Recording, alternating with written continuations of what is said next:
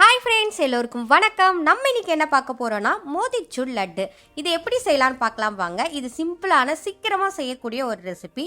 So இதுக்கு நான் கடலை மாவு எடுத்து பூந்தி எடுத்து செய்ய போகிறது கிடையாது. அதுக்கு பதிலாக நைலான் ஜவ்வரிசி அப்படின்னு கடையில் கிடைக்கும்.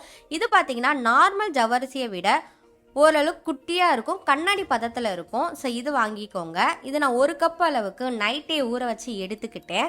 சப்போஸ் உங்களுக்கு சீக்கிரமாக செய்யணும் அப்படின்ற பட்சத்தில் நீங்கள் 2 hours நல்லா ஊற வச்சு எடுத்துட்டா போதும். இந்த பதத்துக்கு நல்லா ஊற வச்சு எடுத்துக்கோங்க. இப்போ நம்ம செய்ய ஆரம்பிச்சுக்கலாம். அதுக்கு பேனை அடுப்பில் வச்சுட்டு 1 கப் சர்க்கரைக்கு 3/4 கப் தண்ணி ஆட் பண்ணிக்கோங்க. இப்போ தண்ணி ப்ளஸ் நான் சர்க்கரை ஆட் பண்ணிட்டேன். ஸோ கம்பி பதம்லாம் எதுவும் தேவை கிடையாது. நல்லா கொதிச்சு வர முன்னாடி ஸ்டேஜில் நம்ம ஜவ்வரிசி ஆட் பண்ணால் போதும். இப்போ நல்லா சர்க்கரையெல்லாம் கரைஞ்சி வந்துருச்சு. ஸோ இப்போ கொதிக்கிறதுக்கு முன்னாடி நம்ம ஜவ்வரிசியை ஆட் பண்ணிடலாம். நல்லா ஆட் பண்ணிவிட்டு அதை கலந்து விட்டுக்கலாம். இப்போ 1/4 spoon food colour orange colour எடுத்திருக்கேன், 1/4 ஸ்பூன் ஏலக்காய் பவுடர் எடுத்திருக்கேன். இது ரெண்டுத்தையும் நல்லா நம்ம கலந்து விட்டுக்கலாம். இது நல்லா கொதிச்சு வரணும். நல்லா கொதிச்சு வந்துருச்சு. இப்போ 3 ஸ்பூன் அளவுக்கு பால் நம்ம ஆட் பண்ண போகிறோம். இது நல்லா சாஃப்டாக ஆகும் அப்போ தான் பால் ஆட் பண்ணும்போது.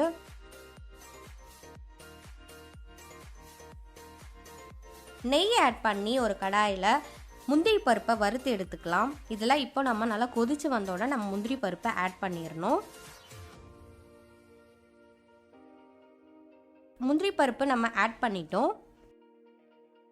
பாருங்க, நல்லா சூப்பராக வந்திருக்கு, கலர்ஃபுல்லாக இருக்குது. திக்காக வரணும், நல்லா அந்த பிடிபடுற அளவுக்கு வரணும். அதுக்கு நல்லா நம்ம கொதிக்க விடணும். இது நல்லா கொதிச்சு வர்றதுக்கு முன்னாடி நம்ம பிடிபடுற பதத்துக்கு வர்றதுக்கு நம்ம கார்ன்ஃப்ளவர் பவுடர் ஒரு 2 ஸ்பூன் ஆட் பண்ணிக்கலாம். ஏன்னா அப்போ தான் நம்மளுக்கு லட்டு நல்லா பிடிக்கிறதுக்கு நல்லா வரும். அதனால தான் நம்ம கார்ன்ஃப்ளவர் பவுடர் ஆட் பண்ணுறோம். இதை நல்லா நம்ம கலந்து விட்டுக்கணும். அங்கங்கே திட்டு திட்ட இருக்கக்கூடாது. அதனால் நம்ம நல்லாவே கலந்து விட்டுக்கலாம்.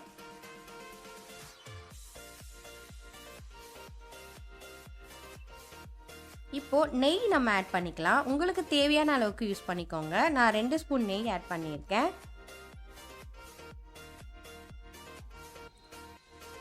இப்போ நெய் ஆட் பண்ண உடனே நம்மளுக்கு நல்லா க்ளே மாதிரி வர ஆரம்பிச்சிரும், கை பிடிக்கிற அளவுக்கு வர ஆரம்பிச்சிரும்.